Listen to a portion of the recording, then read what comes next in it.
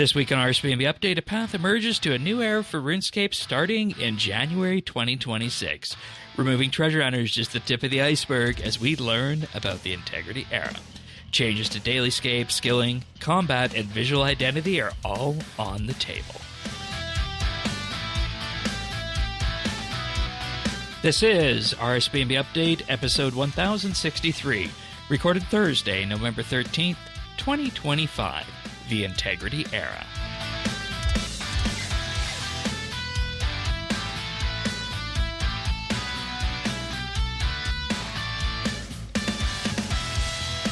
Hello, everybody, and welcome to another episode of RSBANDB Update. This week, it's pretty much a pinch yourself kind of week with the removal of Treasure Hunter blog. It's very much a can't believe it situation. But Tanis, you're here. I'm here and waiting for the other shoe to drop. I feel like, and it's cold. Did a place down south freeze over? I have no idea what's going on. But also Pernasius, everybody's second favorite Australian, is here. Welcome aboard, Pern. Thank you. G'day all. And, of course, we would not be doing this show if it were not for our wonderful, experienced tier Patreon members. So this week, that's Amos Reed, Bladecom, Dominic R., Jade Gizmo, Jason S., Jesse W., Julia W., Kesky, Lemon Lodge, Luminos, Ricky A., Sio Aces, Snail Mage, The Naked Captain, and Tim. Big, huge thank you, everybody. You'll be hearing more about our Patreon offerings a little bit later in the show, but in the meantime, if you want to follow along, full show notes can be found over at update.show. The friends chat can be found in game at BitsBytes, and we do also have the community Discord over at update.show/Discord. But oh my god, 124,985 was the final vote here, and we got the date, January 19th, 2026. Treasure Hunter goes away forever, and the language behind this.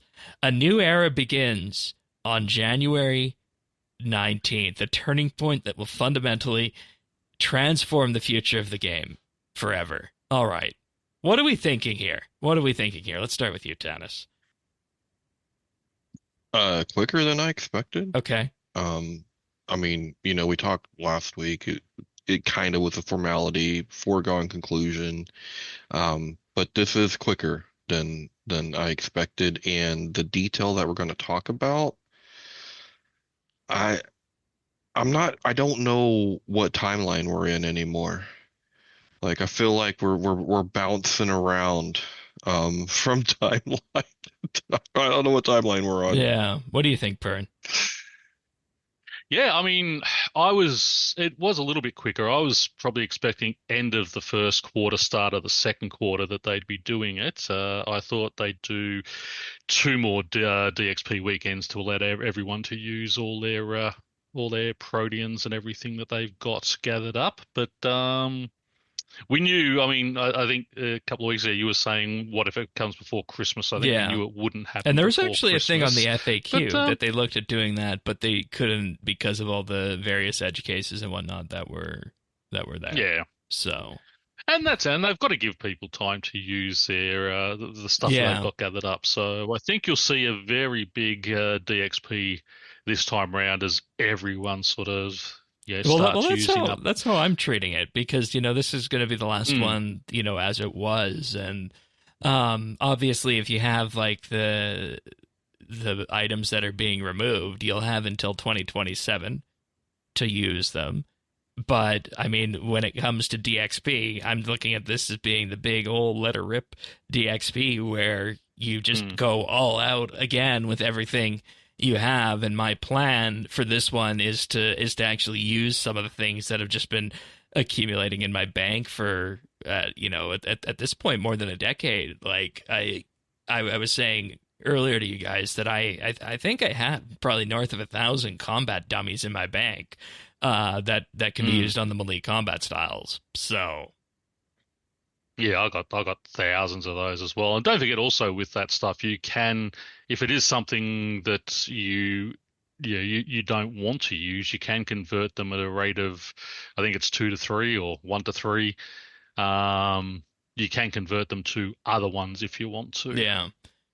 And I just have to say that if we go to the actual video where this whole thing started, the initial 20 seconds of it is that you have this smith in the lumberage furnace using one of the god swords to completely destroy a treasure hunter key. And when that treasure hunter key is destroyed, it sends this big, huge pulse of energy out throughout the world. And, you know, I think that if they were going to have anything at all as just a bit of a teaser as to what they're trying to convey with it, the first 20-odd seconds of this video say everything we need to know about that, just because of what they're trying to convey.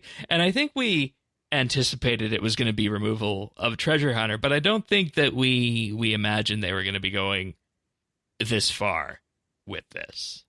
So, no, I do appreciate also that as soon as you log in, there is that thing, click on watch the video. So, you know, it's letting everyone know that it is going away, that, you know, they're giving everyone plenty of notice on the stuff that's being removed so you can get it used and things. So they're standing 10 toes down and daring people to not take yes for an answer.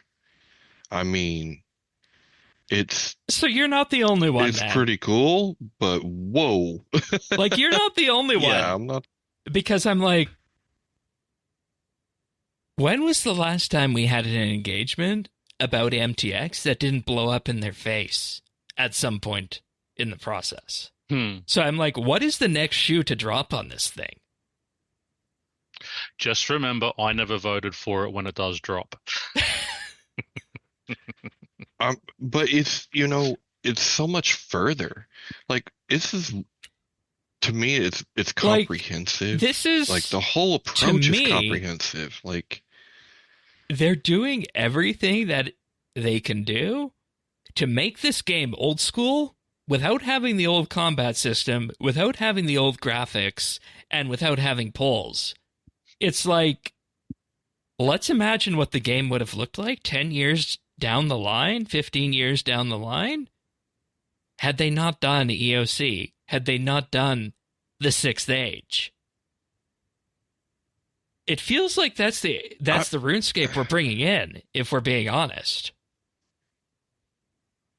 See, I don't feel it the same way, because all the stuff that they're taking out is like, it's XP related, it's Treasure Hunter, you know, it's good gambling mechanics. But wait, there's more. You know, we'll talk about there's way more than that. There's way more than that. There is, in addition to this, discussions to be had over the next year about the user interface, skilling balance, DailyScape, combat, visual identity within the world, visual identity for your character, and visual identity for tackling clutter in the game world. They've been listening. I mean, you know, these are things that we've been talking about for years, and obviously on a 20-year-old game, it's not an overnight fix, but it's great to see that they have been listening. They've obviously been taking notes, and now they've gathered it all together and said, okay, while we're doing this thing, let's just address everything. Yeah, it's going to take us years to do, but, you know, it's the start. And, yeah, you can't pick a bad thing out of any of it. And the thing that the similarity between old school that I see is just the way that it's being managed at this point, right? Yeah. Like because, like, you know, RS3 still, I mean, the Sixth Stage is still a Sixth Stage. They're not tampering with anything that is, you know, lore or quest. This is all Treasure Hunter. It's all other stuff, and the extra, like, the integrity that we're getting out of it, I think that comes, I mean, it's icing on the cake, but it's coming from League's fresh start. Every time we've done something like this and reported the stuff back, like, hey, it's an issue. Hey, it's an issue. Like, the thing that I would like to have the Yeah. most of, if I was in charge of this or even involved at some level of the business thing, you remember there was that push this past summer of WoW streamers coming over to old school? My interesting thing would be is that of the people that came over from WoW to old school, what was the thing that brought them over the most? What was the most compelling thing that brought them over? And which of those can be used on the RS3 side? And if you can do that, then you are effectively copying one of the biggest draws of old school, which is what the game needs to draw new players in over time. So I mean, the analytics are definitely there internally in the company. So Yeah. why not do that? That's one thing I'd like to see. Well, this stuff, yeah, this stuff, I think, I mean, like Pern said, you can't pick. There's nothing bad in the bunch. Like it's the wish list. It's like someone said, "Oh, hey, that wish list you guys have been keeping, we got that. Here you go." And yeah, I don't know how to feel about that. I mean, I'm happy, but um, yeah, I don't see the same old school connection to it. I just see that like it being integrity and immersions being brought back into and the that's game. okay, because I think that the game has to stand on its own in terms of what the identity of it is. It's just a question of how do you recover from what has been an MTX push since basically 2012 at this point. How do you recover from this and go the road not taken?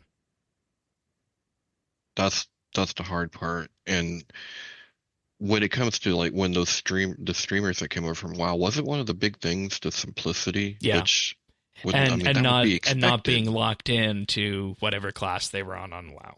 And not and you know what one of the other big ones was, from what I've been able to see?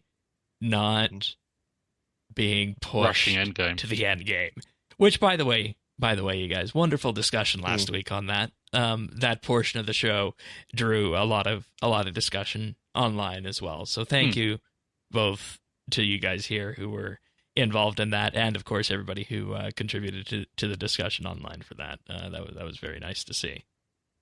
So I have to say that this is articulating a grand vision for RuneScape going forward that I have always felt like there has been something, if there was going to be something, and if there was something to fight for and to lobby for in the game, and, you know, I was okay with the MTX, right?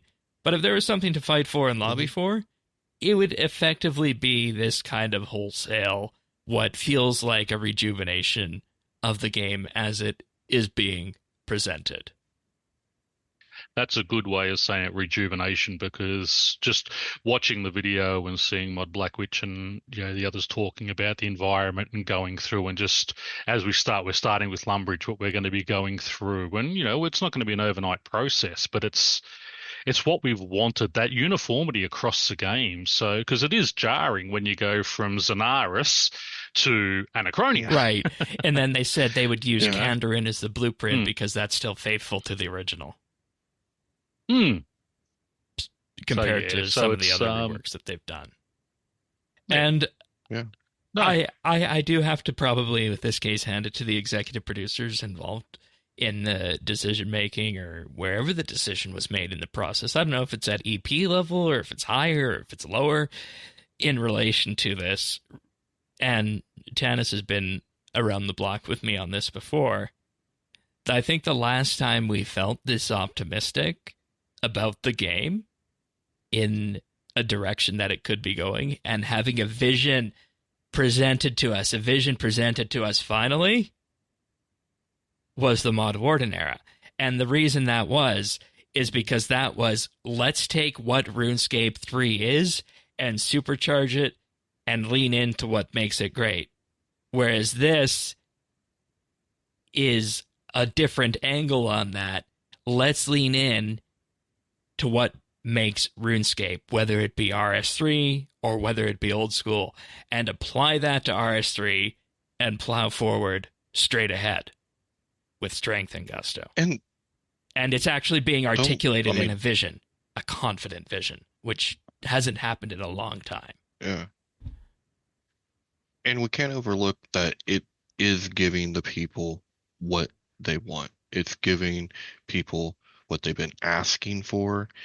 And yeah, like you said, no matter where this came from, it's very welcomed. And while the Mod Warden era was an optimistic time, I mean, that's the last time I can really remember it. In terms of being able to get behind and rally behind a vision, right? Right. And even then, even Mod Warden still always had the ball and chain of MTX, could never shake it. And the risk-averse culture always in dragging the company everything to do down. the bigger things. Yeah, but he was I think, the first one we heard say he wants to look at cutting back on that and drawing that back, but that it never was a come big to deal pass, because he the first time he actually said that was on the show. He said he didn't want loot boxes. Yeah, that's it. But we go back to that time, and I think this new management, while we were all very shocked about what happened at that time when all these people were sort of ejected, and we were thinking, well, what's going on? It shows that, the vision of the new management team, and I think they have listened, and, if they've brought people up or they've brought people from outside and they've asked, not just the community, but I think this comes also from inside the company, from a lot of the developers that, what do you want to see? What have you heard? And they've got that feedback and they're actually acting on it. And I've got to take my hat off, because the management team, even if these aren't these ideas, to be implementing them from the feedback that they've got, I mean, that takes a lot of balls to do, and a lot of guts, because you're going in a whole new direction. And as a manager, where you have your investors you've got to keep happy, your staff you've got to keep happy, and your player base you've got to keep happy, it is very rare that you can get a solution that makes everybody happy. And this sounds like they've been given the opportunity to go ahead and do this, and it seems to me that for the first time in a long time, we're seeing the health of the game, the players, and the workers put ahead of the investors and that money grab, and that can only bode well long term, because you can drag all the money out of the game you want over 12 months. If it's successful, of course. You can drag all the money you like, but if you don't get those players continually playing, it's fine. But eventually, that dries up, and as your player base shrinks, that money base shrinks. And that's the thing. And, just to look at this in another way, when you look at, and this is a real world example, and this is what the numbers people do in the political scene all the time, is that when you conduct a poll to determine who will vote for who, you start that poll by looking at what the accessible voter pools are for your specific candidates. And one of the most surefire ways to expand your vote is to expand your voter pool. And what has happened over the last decade and a bit is that the number of people who are amenable to playing RS3 has continually dwindled, because of whether it be, departures from what feels RuneScape-y, problems with the UI, combat, skilling balance, and of course MTX on all the top of it. So the question is, no matter how good your campaign is to bring people in, if they're not accessible, you're not going to get them. So this is very much an exercise to increase the amount of player base that is accessible to RS3. And, will people from old school come over and try it? Maybe. Some people did during leagues. And the thing is, will they stick around and play after it? Well, you make the changes and you sell certain things. There you go. Imagine what the PR would have been had they announced this treasure hunter thing and the integrity roadmaps before league started. Mm. Yeah. But imagine also that, you've got a lot of those long-term OS players who are just going to stick to OS. But as you said, we've had a lot of those WoW players starting to come across. Now they are newer players, so they're not locked in completely on OS. So they'll probably dabble. And if we can get them and, start spreading them across and, you're still going to keep a lot in OS, but if we can start getting some of those players into RS3, it's only going to be good for the company and good for us all. Well, and I think, a couple things are going on. One, just in the general market, loot boxes are dwindling in in the way that they've been pushed in the past. Well, there's a lot of regulations coming out from countries on them too. So, and that was actually in the Right, FAQ. so- Are you doing this because of regulation? And their answer to that was no. Of course. Yeah, No. but We're not worried about that. I just think, But, I mean, that's as yeah. the industry as a whole, I think, is going to move away from that. I don't know what they're moving towards, but they're going to be moving away from that. So that's going on there. Then two, it's kind of like what you're saying, Shane, when you think of a voter pool. They weren't going to lose a single vote from doing what they did, or ending treasure hunter, they're not losing a single vote. But continuing MTX, Hurts. well, that's where they've been losing votes and bleeding, and so it's kind of a no-brainer when you think about it. Yeah. But thank goodness they're doing it, because it's we can show we're right, guys. And think about this: RuneScape is so old now. We're almost to a point we're going to start catching the nostalgia people back, and it's not going to be old school. They're going to come back and they're going to play RuneScape 3. Be like, wow, this is cool, because they live in 2025. Yeah, so that's the question. graphics. Did you quit in They've been 2015? playing all their Did you quit in PlayStations? 2015? Then you play this, and if you quit in 2005, you play the other one. But even if you quit in 2005, you've been playing other games, and that is the one thing that hurts, I think, OSRS. And I mean, I know there are a lot of players who love it, but the graphics for a general player base, I'm not talking about your nostalgia player or your hardcore OS player, just for a general gaming sense. I mean, you look at that game and you're going, nah.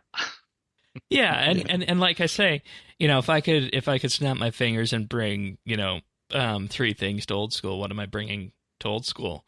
Immediately, I'm bringing, a better graphical style, which is coming in the next year or so with their HD mode. I am bringing the RS3 bank over with presets, search, and the fluidity and the resizability of it. And I am bringing keybinds over for food and prayer, and that would greatly help me in the old school side of things. And then, hey, for the hell of it, let's just make it a 5-point list. A resizable mini map, which is, strangely, not something that can be done with the custom clients, and, better accessibility options for the chat. So, I think the bulk of those things that I mentioned are actually accessibility. So, Yeah, I was like, if we could just get the accessibility that we have over there, it might do it. That's it. I mean, even the combat system. I mean, I love the RS3 combat system, but if you had those things over there, sometimes it's just nice to lean back and on a Slayer task and beat steel dragons up, right? Being able to just sit there and keybind your prayers and not worry about I've got to swap this. And, it's so fiddly prayer flicking over there and such. Yeah. So. And I think that they are right in calling this a new era for RuneScape. I also think that, it's something that I hope goes ahead, because the biggest thing that I feel here is a sense of hopefulness, because the last time I said was that it was that 2021 Elder God Wars Mod Warden era and the stuff before with archaeology that really I had a RuneScape vision that I could be, excited about. And it's nice to have a vision to be excited about. And it's even better, in my view, when the company is able to present it and be proud about it. So, if they're able to follow through and really follow through with this, I think they solidify their core base for the next 20 years. and that's, I think, what they're trying to do with RS3. We're going to be, It's just a question of, you remove the MTX, okay, it's 2 years later, where's the extra money coming in? Because is the game going to, draw more subs that is going to replace that MTX revenue? It's going to go up. I mean, that's just the way it is. If you look at AAA games now, they're finally starting to go up. That $80 that used to be the deluxe version is about regular and see, version that's the thing. I was looking at Battlefield 6 because I played the beta, and it was a good Battlefield game. But when you apply the exchange rate and what they're asking for it, $90 for something that is marginally better than Battlefield 3? Yeah. I mean, graphically wise, it's 2025 graphics in that Battlefield game. But mechanically, it's just not worth that price. Yeah. Come down and buy in Australia then. Oh, I don't want to know what it's... $90 is cheap. Yeah. But I think because you see those higher prices, we're going to... I think that's what they're doing, right? Like it's finally getting pushed to the actual retail price. Like this kind of hidden, subsidy that was allowing for lower retail pricing is going away. And maybe that's the other shoe, but that's okay. We'll skate on it, whatever. But because this is what we want. Yeah. Right? I mean... It's just a question of, is there ever going to be another form of monetization beyond the subscription, the cosmetics, and the bonus XP?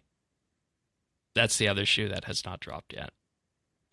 But let's... Well, I think that's it's where going to have to might fit the start integrity. Yeah, that's true. Those bundles, the bundles that they were talking of just... It has to fit XP the bundles, integrity now not that they're leading into that same sort of thing.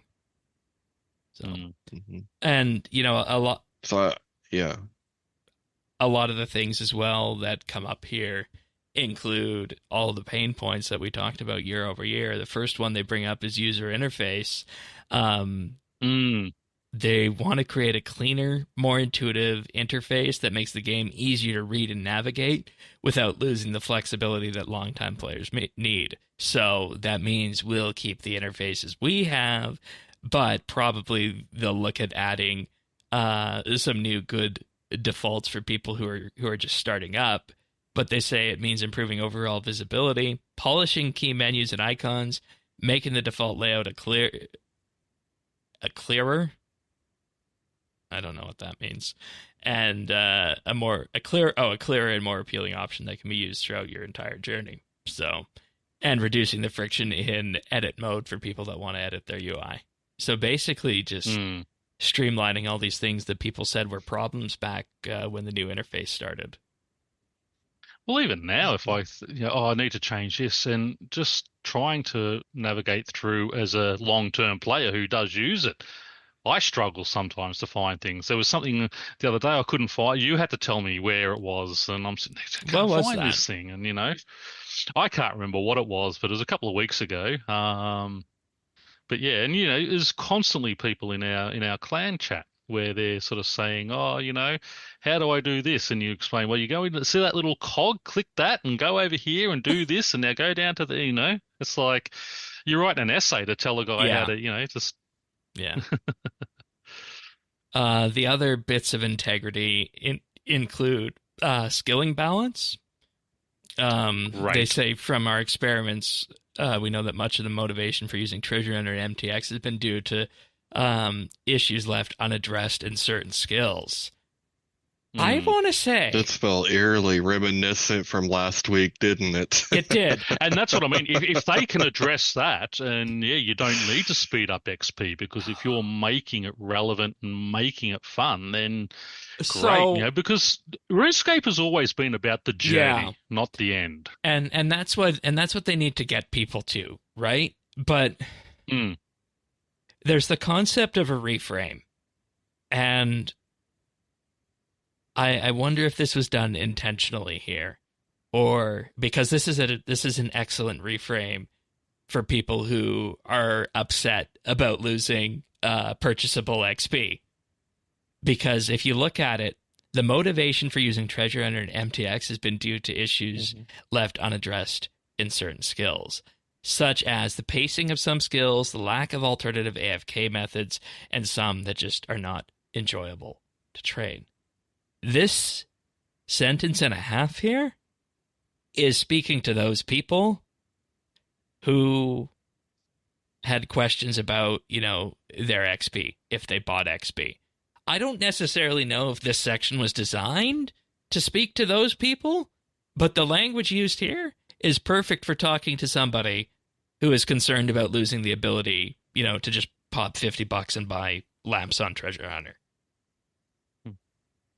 But they're saying we get it. Like, actually, it's the skill, right? And it's the and that's the other side of it for people who don't like MTX. They're saying they get it, but it's good for both sides in that discussion. Well, that's it, because you buy a game to play. I didn't go out and buy Witcher to sit there and, okay, I'm going to give you another $100. Just put me to the end of the thing, so I just so I can walk through and say, hey, look, I've done it. I want to play and immerse myself in the game. It's the same as RuneScape. You play to immerse yourself in the game, to just enjoy it. If you think that you have to spend money to get through that skill, then there's something inherently wrong with that skill. And that's what they're addressing. Like agility, you're running circles over and over and over again. You have to use Silverhawks. Other than a few quests and that. Exactly. Yeah. So to address it, and, as I said, when you're doing clue scrolls and you're walking through areas, if you're getting passive XP for walking and all that for your agility, things like that where, you're going to be training. It's an AFK. It's going to be slower than running circles around things, but you're still getting that rather than having to buy Silverhawks and walk around with those and, that type of thing, then great, address it. This is going to cause them to look at all of those older skills that pretty much are there to get your max cape. That's the only reason you do them these days. Agility, crafting still to a degree. Up to crafting 99. is the Hunter, crafting, except for the invention unlock, basically. Yes. Fire making, for sure. Well, again, even crafting, you only get it to 80 because you want invention unlocked. You only get it to 99 because you wanted the max cape.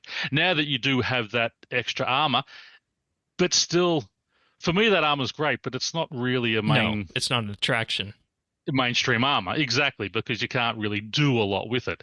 So those type of skills, fletching. Fletching's a good one. There are a lot of those skills in there that that do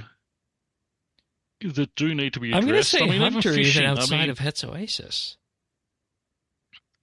Yeah, we said Hunter and fire making. Yep. Yeah. But even fishing, you don't use fish anymore. There's a couple of end game ones that you might use for bosses, but everyone, but to be fair to the fishing skill, if we look at it, hey, I love fishing. It is one of my favorite skills. If we look at old school, it's Cairnbwan's brews and I think it's the beltfish or something like that, the anglerfish in addition to shark. So. Same thing, 3 or 4 fish that you're going to use, and that's it. And we're kind of in the same boat there, but could use more. Yeah, but we're blue blubbers and Sarabrews, and that's it. I don't think even sailfish are used that much anymore. And that's your top fish. To some fights, I'll bring 2 or 3 sailfish just as kind of like emergency heals. Yeah. but beyond that, not That's right, really. but you're not going to have half your inventory filled up with them to survive, you know. So, it is a great chance for a full overhaul on all these things, and it also gives us constant updates that we're going to be getting through and through and through, because they're not going to be able to do it all at once. So this quarter, hey, we're concentrating on fletching. Next quarter, we're concentrating on hunter. Quarter after that, you're going to be having that sort of ongoing flow of updates, as well as anything else that they're bringing into game. I just had an amazing idea for the production of this show. Now that we're doing video, what if I had the ability to annotate the screen live as we were going? That would be interesting. And then I could send that back to you guys and send it to the people watching. I'm going to look into that. Oh my God. and just to kind of show how, these things work behind the scenes, I have a book that I keep track of all the edit notes on, and I made a big one here for this episode right on screen. And yeah, that's a pre-TikTok social media clip that Patreon members will get access to. Like the NFL, where we do our little circles and lines, and that would be good. Yeah. That'd be good. Well, let's keep talking about integrity, but while that happens, I'm going to thank some Patreon supporters right now. It's a good time to mention that. If you want to hear that clip about Tanis doing TikTok dances, you can sign up to Patreon over at RSBANB or patreon.com/RSBANB, just like all these other people have this week. That includes Alvaro L, Amos Reed, Arvids L, Bladecom, Chilbura, Dominic R, Duramax, Gila Fleur, Imperialis, Jade Gizmo, Jason S, Jesse W, Julia W, Keski, Lemon Lodge, Luminos, Matt Mann, Michelle M, Mike Wings, Mongrath, Pernasius, Ricky A, Robbie D, Rob Sovs, Samuel FL, Scott DS, Shirt Pants, Sioaces, Smavin, Super Sexy Snail Mage. That's a different name change there. Reminder, folks, you can change your Patreon names. Tabby, The Naked Captain, The Dabbing Goat, Tim, Ukulele Steve, Woody, Zant, and Zazakon. You can see that everybody loved that little diversion there in the name changes. But, of course, if you want to sign up for that, patreon.com/RSBANB. For as little as $1 a month, you get access to an entire back catalog now of monthly bits, or bonus shows, as we call them. We just put out the most recent one talking about what summoning looks like in 2025. We went over the skilling familiars that are useful, the combat familiars that are useful, how we feel about actually training and using the skill, and finally some changes that we would make to the summoning skill. So if you want that, the pouch skill. The pouch making skill. If you want that episode, head on over to patreon.com/RSBANB. You can sign up for as little as $1 a month there. We also do have the VIP tier, where for $3 a month you get a Discord rank with a chat channel, as well as a monthly shout out on the show at the start of the month, plus high quality stereo audio. And this is our community tier. At this tier, you'll take part in workshopping monthly bit ideas, submit discussion topics for Patreon on quiet weeks, and take part in our community nights, plus also get access to our producers behind the scenes post. First one just went out earlier this week from Thaxi, talking about producing the episode 2 weeks ago at 1061, where we first got the news that Treasure Hunter was looking at being removed. Then we have the Insider tier, where for $5 a month you get a weekly shout-out on the podcast, access to our expanded clip archive, which includes the clips that we use to make the clip show, and extra little clips from pre- and post-show, just to give you a little bit more into what pre- and post-show are like. And this also includes the RSBANB Update Christmas card that goes out in December. So on that note, there's always the reminder. There's always the reminder that goes out from people. Brush your teeth, change your smoke alarm batteries, right? But this is the reminder: if you're signed up on Patreon right now at the $5 tier, make sure your shipping information is up to date, because we'll be having the first round of these Christmas cards going out at the end of the month here. Or if you want to receive a Christmas card from us, sign up at the $5 tier or upgrade your $1 or $3 subscription to receive the 2025 RSBANB update Christmas card. Fingers crossed on no postal strikes this year. We were going to do that last year, but we got derailed by that. But patreon.com/RSBANB. Thanks so much, everyone. Thanks, guys, and good to see some new names in there. The other big one, they want to address DailyScape, because daily systems feel more like a checklist than a choice, and that's not the RuneScape experience they want from anyone. And they're going to be stepping back on systems that add pressure to daily engagement and that feeling of a series of chores that you need to complete when you log in. Yeah, I know what you mean, Shane. The language is too good. This is not what we're used to. You're picking up the persuasion cues like I am, right?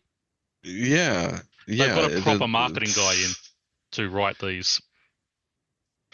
Or a campaign manager. I don't know. But or just somebody who read the book that we talked about a lot in 2016. Maybe. Or again, someone who's actually listened to what the community and everyone has been saying. This is about designing systems that encourage natural play, not pressure. Every login should be meaningful, impactful, and respectful of your time, whether you've got 10 minutes or a few hours. Like, again, too good to be true, but I'll take it. Because, like I said, coming out of leagues, I've resigned myself to go back to doing Jack of Trades on the GIM because I want to get 90 Herblore to be able to make the Primal Pulp stuff. So I've resigned myself to doing that as a daily, but the only daily. Because coming out of leagues, I didn't want any dailies, anything on a timer. I didn't even want daily challenges. That's how I felt coming out of leagues. I haven't done Jack of Trades in months. Well, and I played like that so much and so hard that I just quit at some point. And I just don't play like that at all anymore. Well, that's a problem, because it becomes a chore and not... I mean, you play a game for fun, not for... it's not as a job that, I have to go and do this, You don't want to go and scrub the toilets every time you log in. You just want to sit back there and kick back and open a beer and watch the footy. Well, and the problem is, and when you're grinding, you're on your max grind. It is what it is. But if you got limited time, you're only here for a couple hours. That first hour and a half, you're just checking stuff off the list. You barely get to the thing that you actually wanted to do. I think it was actually at one point when he was doing the Quest Cape Bolt that said he could have a daily login list of like 2.5 hours. Yeah. Well, even when we first started the GIMP accounts, remember that list he sent us of what he does, and I'm sitting there going, I started doing that, but it wasn't fun. So I said, I like that. I'm not doing those three, and I like that one. So that's what I'm taking. And I'm not playing optimally that way, but I'm just having fun, which is what gaming should be. Yeah, I think this is one of the ones I'm most excited about, in addition to the skilling stuff. But combat, every style should feel more consistent and more modern and engaging. They learned a lot from Necromancy, both what worked and what didn't. One of the things that definitely didn't work from Necromancy, in my view, was having everything drop from one boss. Well, they really only had one decent boss, didn't they, at the time? That's the problem, though, when you do bring out a new skill and you don't have those dozen bosses you can put things on. Yeah. But anyway. And if we're talking about just, improving combat in general, making it more readable, because it says refining ability flow, improving readability, and ensuring each combat style has its own identity and purpose, one of the things I really would like to see is kind of in the guise of the channel bar that we got when you activate a channeled ability. That's good, but it's really annoying in the case of necromancy in particular to need to look down at your buff bar and find your necrosis and find your soul count, whether or not you have an active bloat. It would just be nice if all those sorts of things were kind of put into some kind of user interface. And I mean, you could bring the same sort of stuff out like that for the other styles as well, because they said they want to bring it into better alignment, which includes reviewing long-standing mechanics like adrenaline and threshold abilities. What in the hell does that mean? I think well, The building of adrenaline is they've gotten I don't know how, why, who's doing it, but they've gotten really good at their wording all of a sudden. Look at that. That speaks to someone that wants to get into EOC, but was put off back in the day. Mm-hmm. And then, like, even when you look at, we've learned what worked with necromancy and what didn't. They didn't say anything specific about that. So you get to fill in whatever you think worked and what didn't. Like, who the hell wrote this? Kudos. This is at a different level I than don't their know, other but posts. they're good. And please don't ever go anywhere, because this is how you do it. This is how you do that. This is how you engage your player base positively. Mm-hmm. Because you could, like, because you could we've seen in the past some of those posts, the way they were worded, you could send a dev out and just have them, say, hey, you're, the lead combat dev, go write the combat section, and you get something that speaks to the PVMers in the game. Okay. Yeah, they're saying this isn't that. No. And the other thing, they want to make the system easier to learn for new and returning players, but still reporting to master. And they will be doing combat beta worlds to involve the combat community for this. I like that. Yeah. I don't really do the beta worlds because I don't know enough about it, but I trust that the people who go out there, if they do it the right way on those beta worlds, to go out there and address the issues and make sure that things get fixed. We'll be there. So we don't have things like 2-ticking maging and all that, or 4-tick maging and all that type of stuff again. Well, and the other thing that I wonder too is they're speaking with such confidence that it makes me think they have some serious analytics that they've been keeping and watching and tracking somewhere. You know what I mean? Because it's everything that we wanted, but it's got to match up somewhere. It's got to. They have proof somewhere that it's the right thing and that it's backing up, or they wouldn't be talking this confidently. And don't forget, this is one of those few games where the developers are also players. A large portion of them. I was going to say this earlier, but I didn't. Yeah. But it's not uncommon in the video game industry to have a game where the devs don't play it, and in some cases, to have game developers that are not gamers. That is entirely common in the games industry. And that's not the case at RuneScape or at Jagex. Yeah, a lot of them play we do know a lot of those, a lot of the mods, a lot of the devs do play as well. So, yeah. Then we get to visual identity for the world, your character, and tackling clutter. So with this, and this is another big one. Over the last 25 years, Gielinor has evolved through many different art directions and technical eras, which has created jarring visual experiences. They want a unified visual identity that they've been working on over the past few years, with Relica and Kandarin as recent examples of faithful visual references with a renewed but familiar art style. Yep. So this means no big things out there like Ashdale, no big jarring graphical changes like we had with Falador back in the day, no big changes like completely changing the layout of towns like they did with Sears Village. And I think that also means that you get things that you wouldn't get, things that don't fit in. And I think the thing that doesn't fit in the most is probably Anachronia.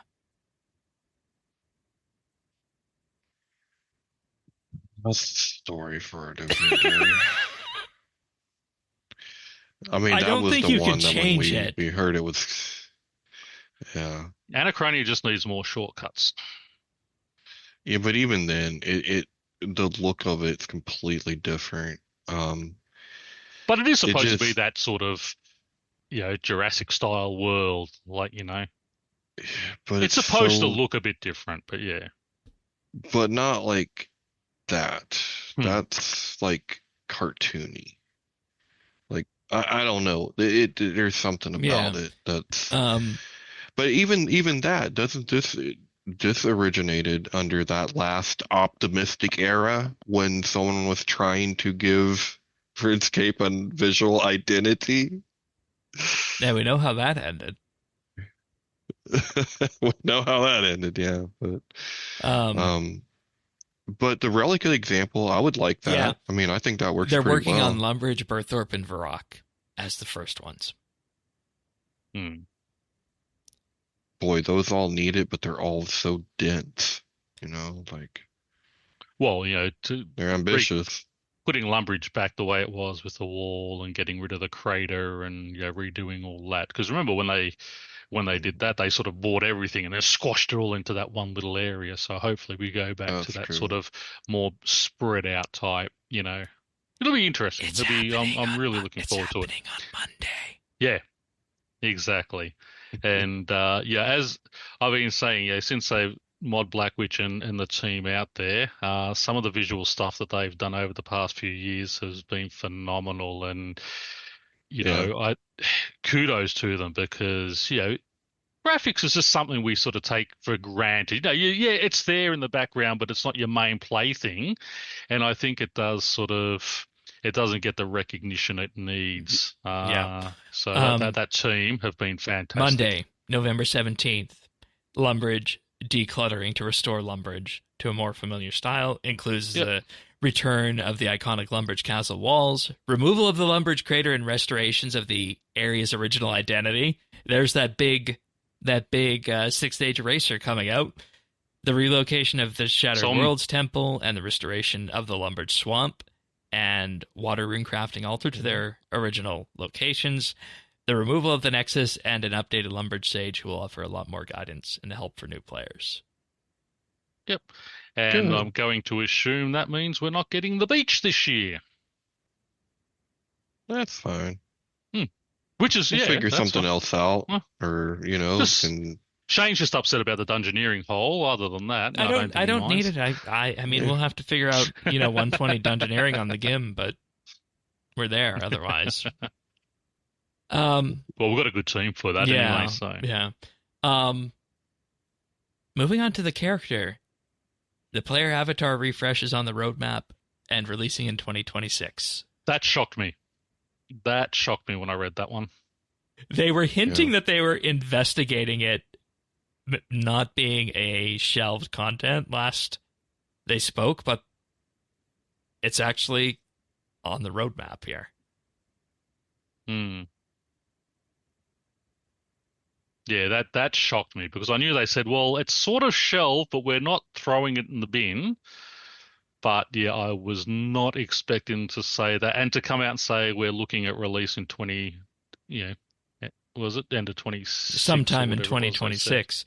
Because when you consider this, we were told that it would be an insurmountable task to make everything in-game work or recreate everything to have it work with the avatar refresh. So the question is, what technical stuff did they do to make this feasible? Develop. Oh, you know what technical stuff they did, What? Shane? They cut off their other revenue stream called MTX. So they said, well, shit, we can get this avatar working because we're going to slap on some earmuffs on this guy and sell it at Christmas time. That's all we got left. And that's great. that might be No, we like shouldn't that at all. might be Exactly, a though. venue to do for for monetization because every Yeah. other game is Yeah. able to sell just based on cosmetics. Exactly. Imagine a Yeah. battle pass that came out, and I mean maybe battle pass is a dirty word at this point for the game, I was gonna say, oh, Shane. but Oh. I mean there's just so many cosmetics they could do that that they could sell with a updated graphical model for that. So they're also confirming that the toggle for cosmetics will come in January as well, so you can toggle all the cosmetics that you don't want. Yeah. No more 3 or 4 dragons flying around the divination area while you're trying to click. They want armor, skilling, gear, and outfits to feel more grounded. I mean, all this is just basic stuff, which we knew. Yeah. And tackling clutter, just declutter the game world and take a careful look at how it's built, organized, and experienced as you move through it.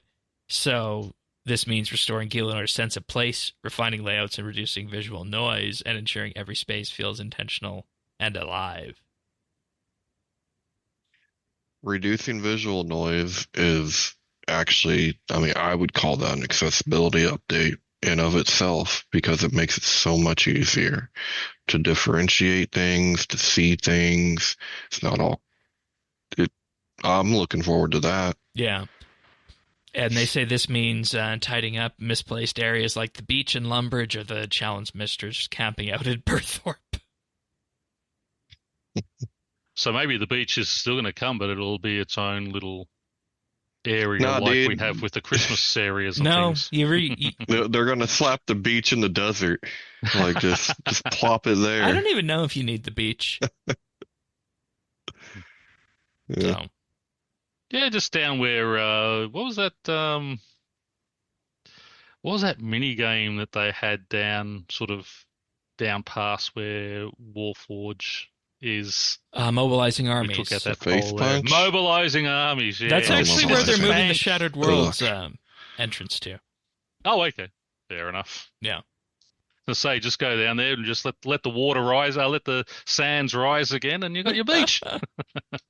And we already have the next date for the next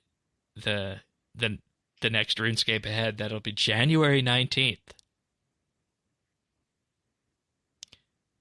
I'll just say it's good that it's good that they didn't, decide to do this in a even year. That's happens every 4 years, right, Tanis?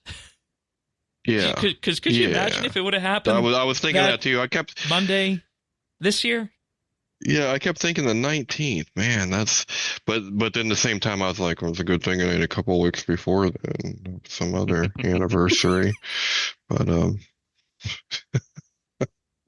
yeah. And they already got the plan for it. They'll take the game offline to deploy the MTX changes, remove Treasure Hunter, and premiere a video outlining the year's content and full integrity roadmap plans.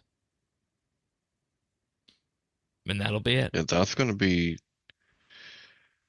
be a fun show. Looking forward to that show that week. Yeah. There'll be a lot to chew on. I mean, wonder how long the game will go offline. Usual update time, probably.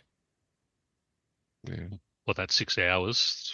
3 to 6 hours? I mean, they basically have ran most of this code already with their experiments, right? So, I mean, it's just a matter of putting it back in there and making it all work fine. Yeah, and I think that when we look at this in particular, they said that it's a significant amount of work to change these things, and they need to get it right. So January is the way to go, because if they were to try and do it sooner, they would have had to skimp on other content. And they are able to confirm. And there's no rush. They are able to confirm that 120 thieving and the combat update is still coming this year. See, and there's no rush for this, right? Like, exactly. It doesn't have to be done in a month, in a week. Yeah. And that's it. And January, I think it's a good time. Yeah, everyone gets through Christmas. It tends to be a slower time where people are more relaxed and all that type of thing anyway. So I think January, that sort of January period is probably the best time to be doing things like Yeah. that. And it's traditionally really slow. Yes, RuneScape always. time, right? Yeah, Like they well, come I that's back. it. remember Yeah. like there were years where we didn't actually, get updates until mid-February because of the slowdown in I December. remember those too. So, Yeah, I always remember January is always like you might get one update towards the end of Jan, and then you're sort of kicked off again in Feb. yeah. Mhm. But I mean, if this is how it's being brought in with the Christmas event, oh boy.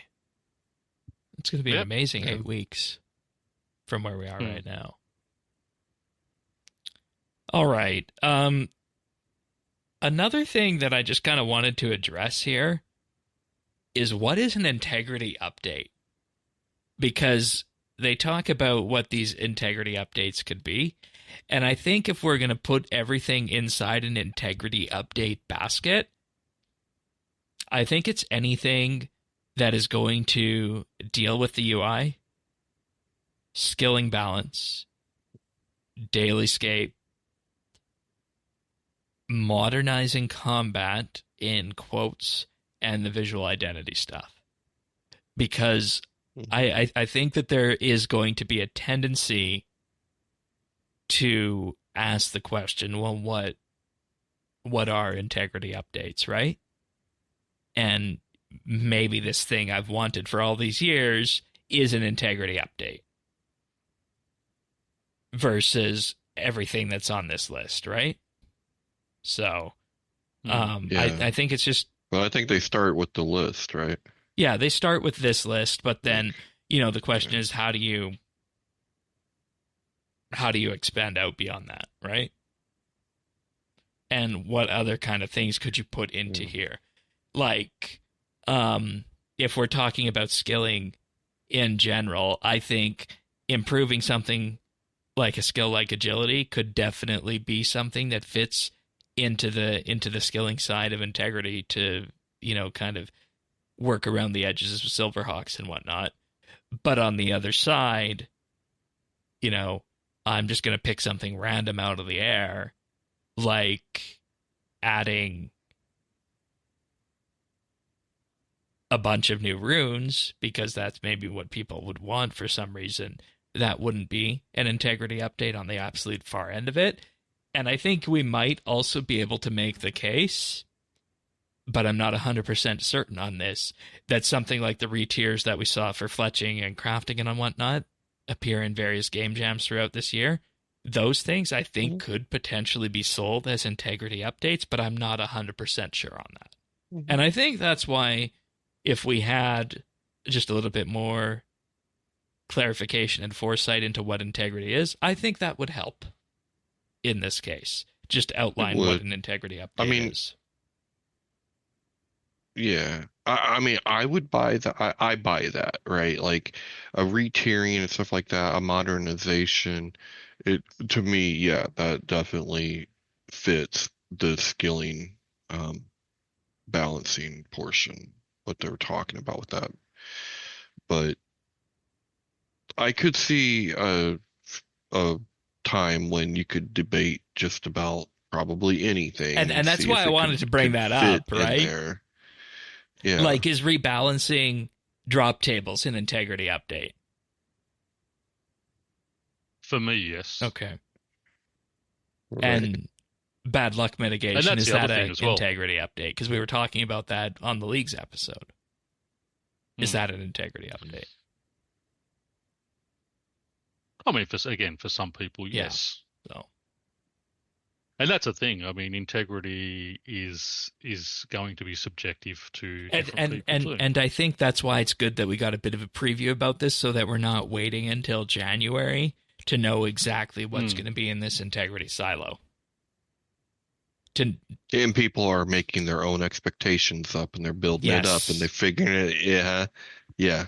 And then when it doesn't arrive, it's something to be upset about. You don't have any integrity.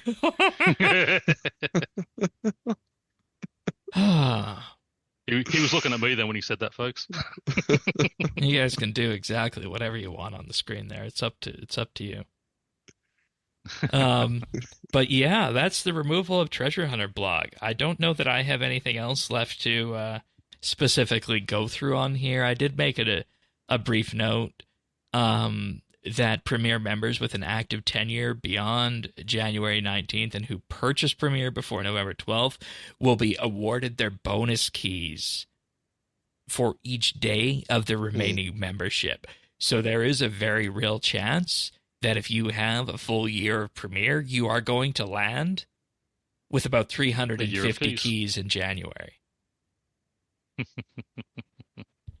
Just an FYI. Mm-hmm. And then all those items will no longer be sold and then removed in January 2027. But there we have it, folks. The integrity, a glimpse of the integrity roadmap for RuneScape's new era on the table here.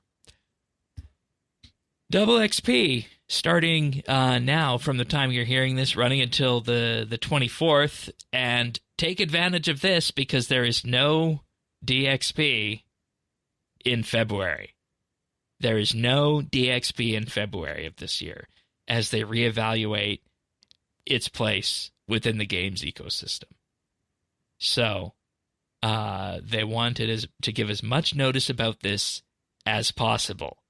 So if you have DXP items, use them now. Let her rip, because you have no idea what the next DXP is going to look like or when it's going to be.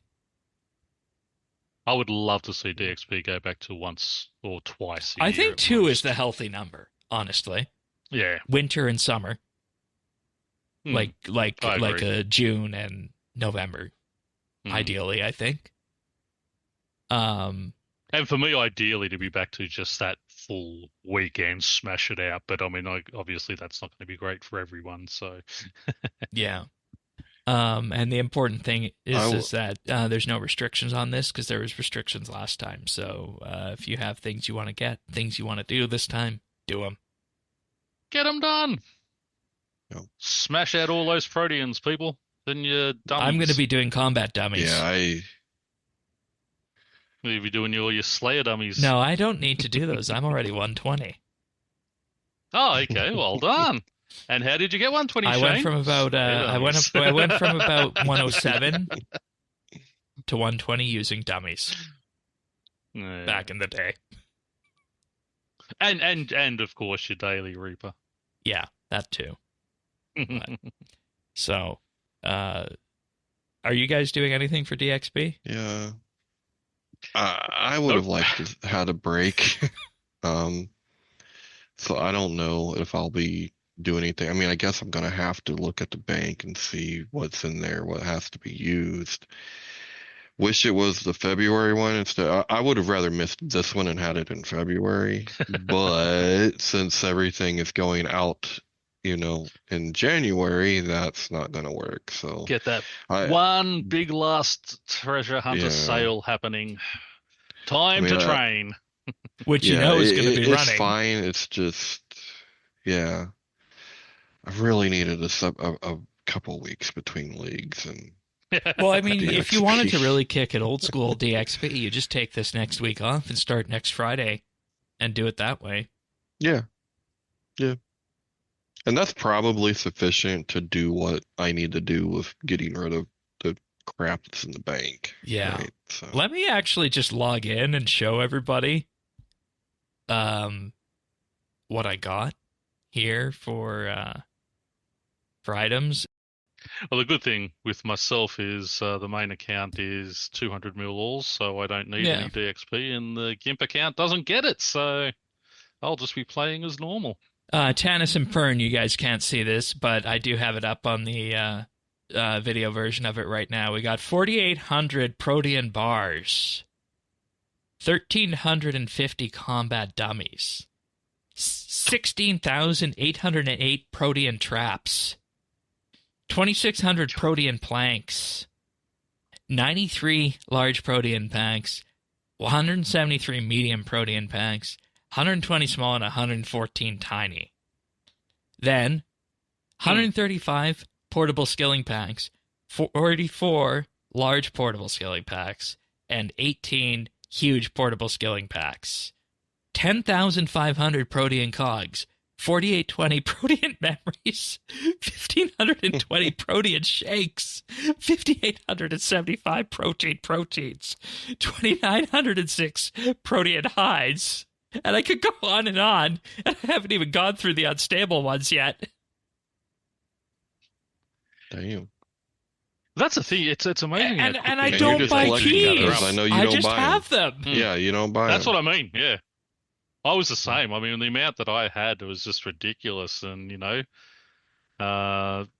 Protean memories were fantastic. I think they were the main things I used because most of my construction was done at the fort from sort of 99 to 120. I don't have many But yeah, it's actual just- skill training dummies because those get used up when I get them. It's mainly Proteans. Yeah. 8,800 Silverhawk down.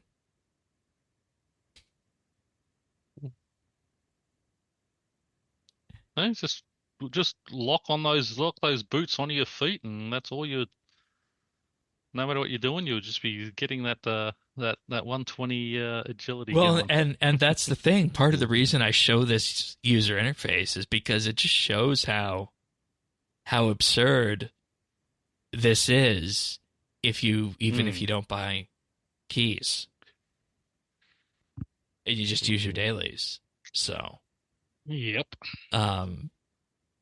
it's going to be a massive change when this arrives, and that's why I'm telling everybody to go to this Last DXP, use it, let it rip, have a good time.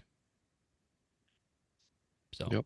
Wonder what they're going to give us when they take them all out. What reward we're going to get and from see, that's the getting thing. removed. They said they were going to look into maybe having some sort of like well of giving where you could put your old MTX items into, but they're not 100% sure on that. I'd be happy with that. And like, I don't know, what would you want to get from them? Like A bond. Money. I mean, technically, some people have actually spent real world money on getting those items. So, I mean, when they take out some of those, not the oddments, but some of those other things, they give you 10 GP per. Maybe they work out some sort of GP exchange rate on them. They say rune coins will be the primary currency for purchasing cosmetics in the marketplace. Well, so maybe some sort of scaling. You get a rune coin per scaling ledger 100 or per something item if they were to do that. Yeah. So, but sounds fair. But I like the idea if they make a donation thing where we dump them in and they can donate money to a charity. That might be a based on what they get. good thing to do. That way, then they don't need to give anything back, and it works as kind of like a write-off at the end for them. That's it. And the good thing, as I said, for someone like myself who I don't have any use for them anyway, I'll happily dump them into a wishing well and let them donate money to a charity. Yeah, that's probably the best way to go. The charity of Danny. Yep. All right. Well, I'm not going to put everybody to sleep with this SpudWorks post here because we have another post about how the infrastructure works behind the scenes. This time handling. Yeah, I started reading it. This time handling DDoS attacks and pink spikes.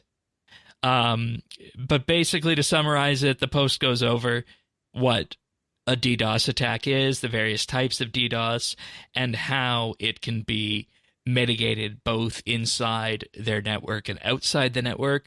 And the primary thing that they are doing is to just try and prevent that DDoS traffic from actually reaching their network, because they actually have a very interesting diagram here showing where they increased capacity coming from the internet, and then on their transit layers from the internet service providers to their data centers, and then onwards to their core servers, areas where they can increase capacity and areas where outside services can increase their capacity on that. And what it effectively amounts to is increasing traffic scrubbing, which is the checkpoint from their road analogy to refine the rule sets to just reduce the amount of illegitimate traffic that gets onto their own networks in the first place. That's step one.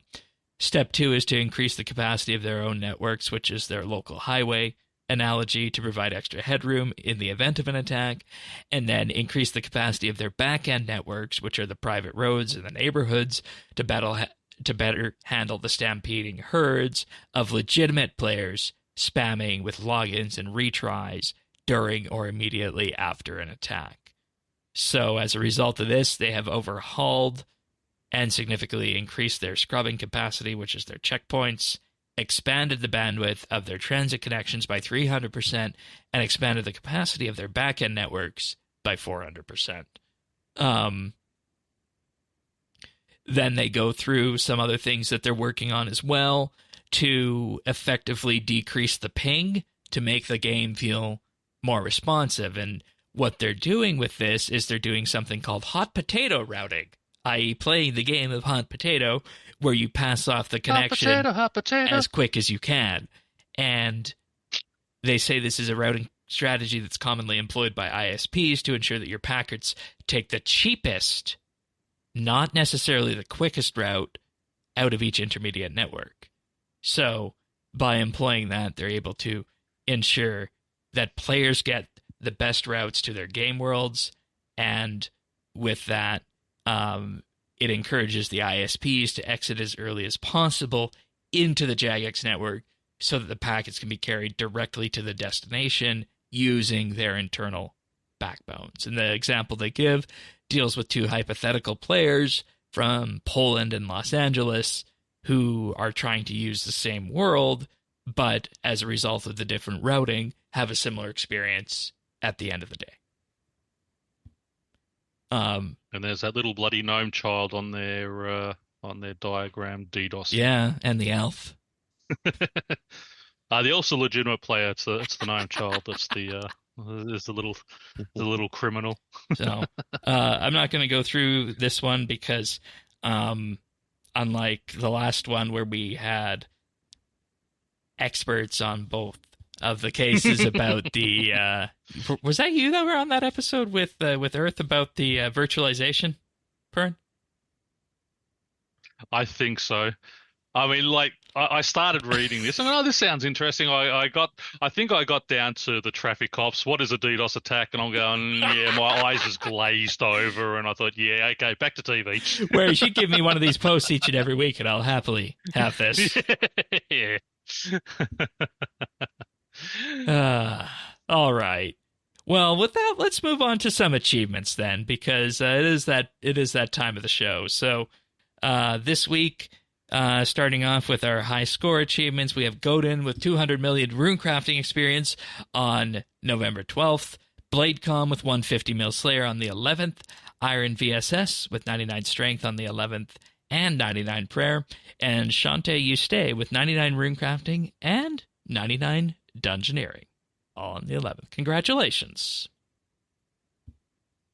Awesome. And then we have Chimney LAX with 99 Slayer on the 10th.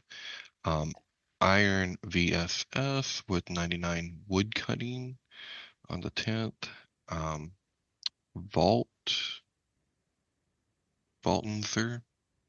Balthazar, yeah.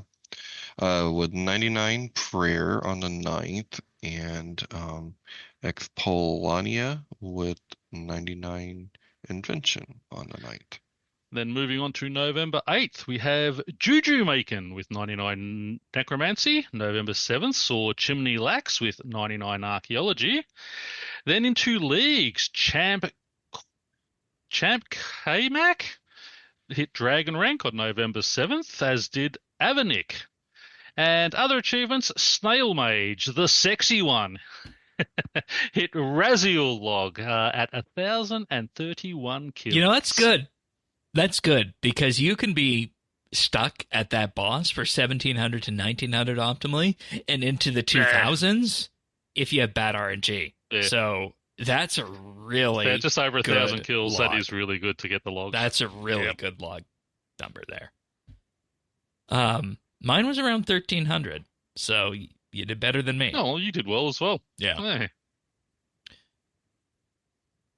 All right, Tannis, you have a pick of the week for us? I got a pick. So, I am of a certain generation that grew up with a certain comic strip turned cartoon, yeah, and Movies. then Gaming. So, so of course I'm talking about the Teenage Mutant Ninja Turtles, and I've always loved all the turtle games since Heroes in a half Nintendo. shell. So like, I was cruising on Steam and I found a newer Turtles game, and this is Teenage Mutant Ninja Turtles Splinter's Fate, and this is a roguelike Turtles game. So this is my first experience with a roguelike game. I didn't know anything about them, and this has tremendous variety with just, the boost and the bonuses that you get at the end of each room. It took me a minute to figure out, oh, I'm actually building a character as I go here. Like, like I said, because of my first roguelike experience. So I was kind of like picking up that, and it was a really good, basic kind of entry level to it. And because it was Turtles, it actually has a good, Turtles story. It's got all of the people that you want in a Turtles game. You got your Shredder and your Bebop and Rocksteady, and each turtle is very unique in their game style and the way that they play. So, yeah, I think it's really very enjoying smart it, made it through. for them to have a game like this, because these sorts of games are something that really came on in that generation, and applying it to TMNT, I think, is a very positive direction that they could go for this, just in terms of capturing a different kind of audience for it, like yourself. Yeah. Yeah, no, I mean, and this made me go, oh, well, when I get done with this, I'm gonna give Hades a try. I'm gonna give, like, I'm going back to these other ones that I've heard of, but I didn't know what they were and was never really into it. And now I'm going, oh, these are kind of cool. Okay. I might give that a shot, but yeah. So that's my pick of the week. It's fairly inexpensive. I think like $30 is what I paid, and that was full price. Yeah, it can't be so that if you catch much. it on It's sale, 39 even Canadian. cheaper. Yeah. And just looking So- at it, I mean, I'm just watching the film clip of it here. I mean, they've stayed true to the identity of the Bebop and Rocksteady, and even Shredder. They I mean, did. it looks like Yeah. the actual when I used to read the comics. I mean, they've stuck Yeah. to that look. I mean, Yeah, obviously they've it's made comic it, but cartoon yeah, look for sure. yeah. No, really, that looks really cool. Well, that So, pretty much brings there you us have it. to the end of the episode, so thank you for that pick of the week there, Tannis. Always good to have your picks of the week. I think that one's definitely kind of a game that fits you, so definitely a good one in that case. But next week, Lumbridge decluttering, amongst other things. If you want the update episodes as they arrive delivered automatically to you, the best thing to do is to subscribe. Head on over to update.show/subscribe. We're on all the major podcast listening services out there: Apple Podcasts, Pocket Casts, Spotify, and more, as well as YouTube at youtube.com/RSBANDB. Subscribe there, helps the channel out. Like too, because that helps, as do the comments, as we saw last week. So thank you for all the interaction on last week's episode. That was really great to see. But all your major podcast platforms, just go to update.show/subscribe and click on the one that is best for you. But that pretty much brings us to the end of this episode. So thank you for being here, Tannis, as you are most weeks. Thank you, Shane. And, of course, Pronuncius, thank you for joining in on this one. Everyone's second favorite Australian. Always good having you. Thank you. Always good to be here. And with that being said, we'll be back next week for another episode of RSBANDB Update. See you then, everyone. Take care. See ya. Happy scaping all.